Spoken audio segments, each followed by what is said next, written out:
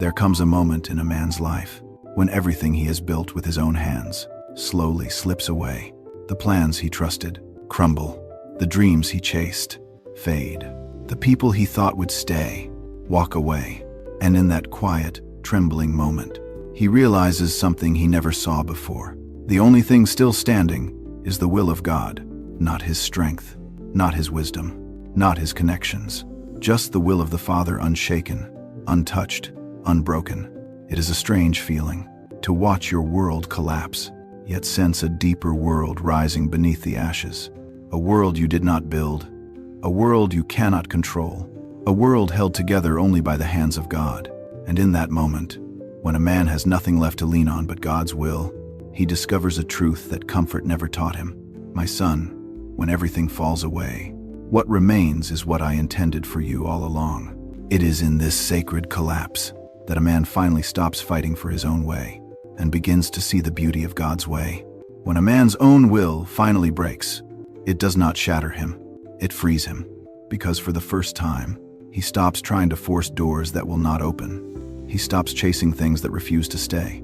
He stops pouring his strength into dreams that were never meant to carry his name. And in the silence that follows, God begins to speak, not through thunder, not through miracles, but through a gentle whisper that reaches the deepest places of his soul. My son, let go. What you lost was never meant to define you. What I am giving you will never leave you. This is the moment when a man learns that surrender is not defeat, it is alignment. The collapse of his own plans becomes the doorway to God's plan. The death of his own desires becomes the soil where God plants new ones. His empty hands become the space where heaven places purpose. And suddenly, the things that once broke him begin shaping him. The things that once scared him begin strengthening him. The things he once begged God to change become the very tools God uses to change him. Because when your will dies, God's will comes alive inside you. It is not the end of a man. It is the beginning of who he was always meant to become. Every man hopes that God's will feel like an open door, a clear sign, a gentle road. But most of the time, it begins with something far more painful: disappointment. Not because God wants to wound you, but because he wants to wake you. When God closes a path you were determined to walk, he is not rejecting you.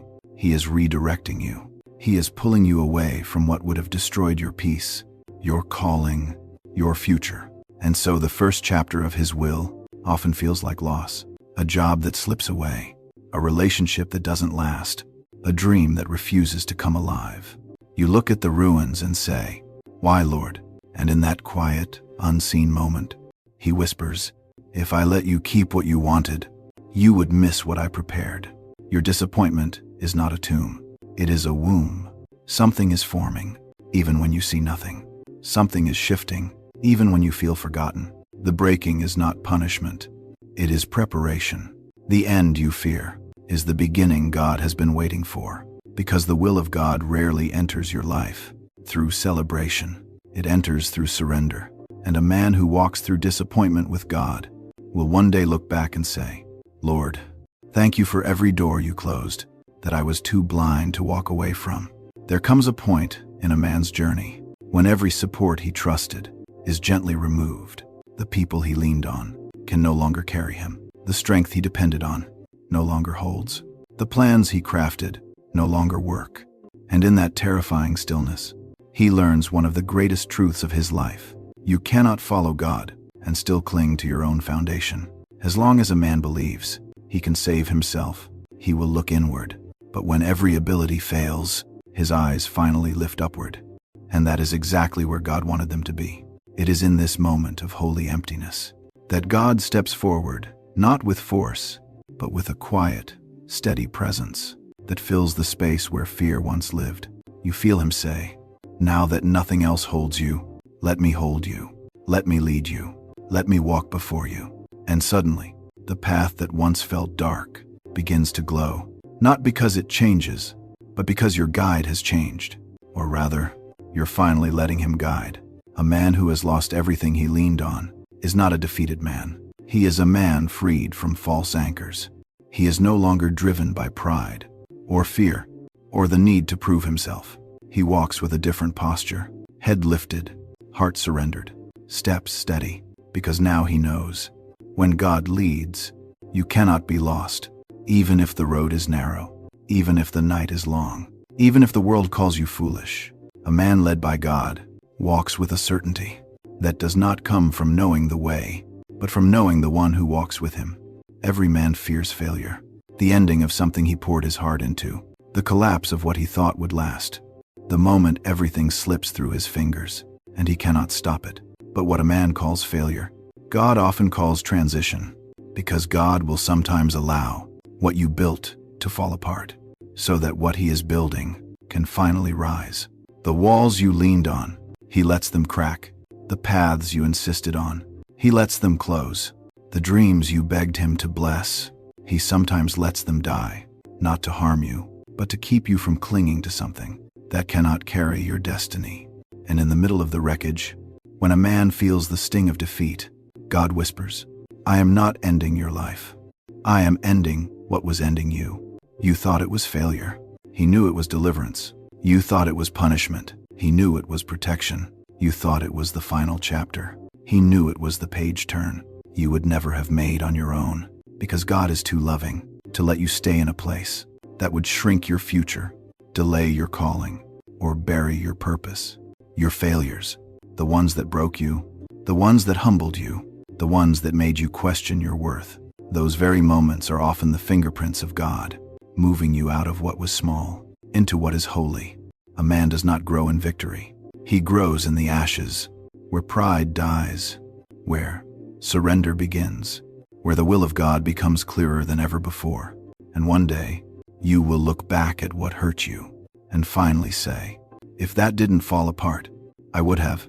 A man spends most of his life holding on to dreams he outgrew, to people who were never meant to stay, to plans that no longer fit the shape of his calling. He holds tight, because letting go feels like losing. Letting go feels like weakness. Letting go feels like failure.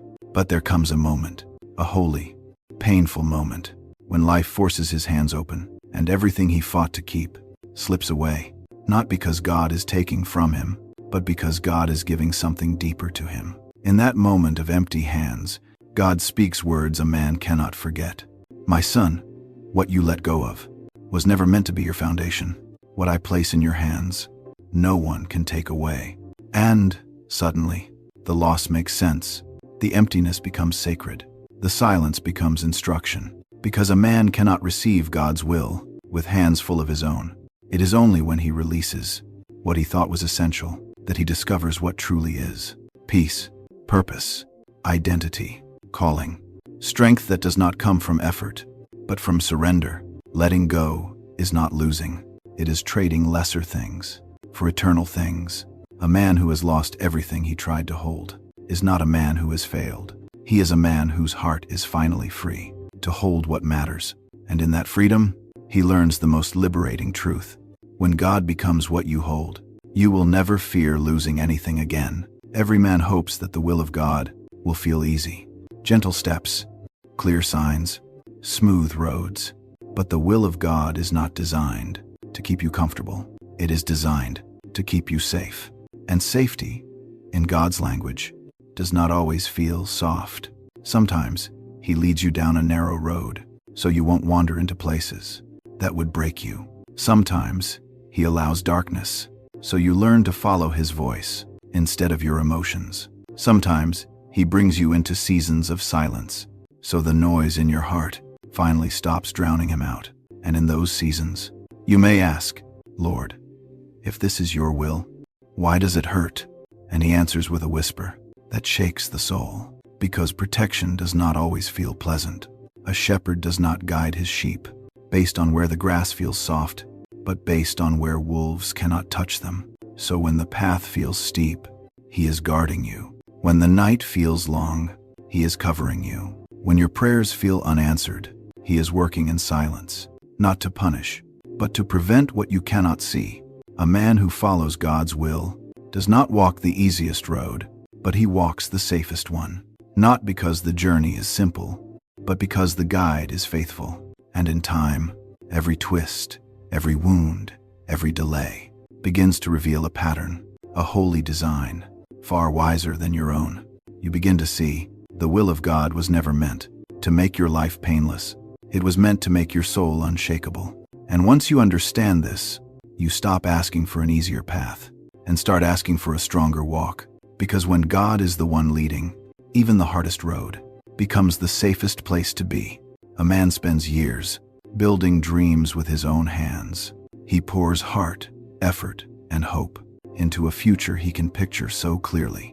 But there comes a moment when God gently places his hand over the dreams a man loves most, not to erase them, but to reshape them. Because the will of God is not meant to kill your desires. It is meant to purify them. You may feel the sting when God redirects your path. You may feel confused when he closes doors you prayed would stay open. You may feel disappointed when the life you imagined begins to fade. But in that painful shift, God is teaching a man something sacred. My son, what you want is not always what will carry you, but what I want for you will never fail you. Slowly, the heart begins to change. Desires once driven by ambition start bending toward purpose. Dreams built on self start aligning with heaven. And the man who once said, "This is what I want," begins to whisper, "Lord, what do you want?" That whisper is the turning point of his entire life. Because the moment a man stops asking God to bless his plans and starts asking God to reveal his plans, everything shifts. His prayers deepen, his peace strengthens, his priorities transform. He starts recognizing the voice of God more quickly and the noise of the world less loudly. This is not the loss of a dream. It is the rebirth of one, a dream shaped by the hands of God, carried by his strength, and protected by his will. And when a man reaches this place, he discovers a truth worth more than success. A dream born from God's will is the only dream that will not break you. There comes a point when a man looks around and realizes everything he once depended on has disappeared. The titles he carried, the people he trusted, the plans he protected, the dreams he fought for, all gone.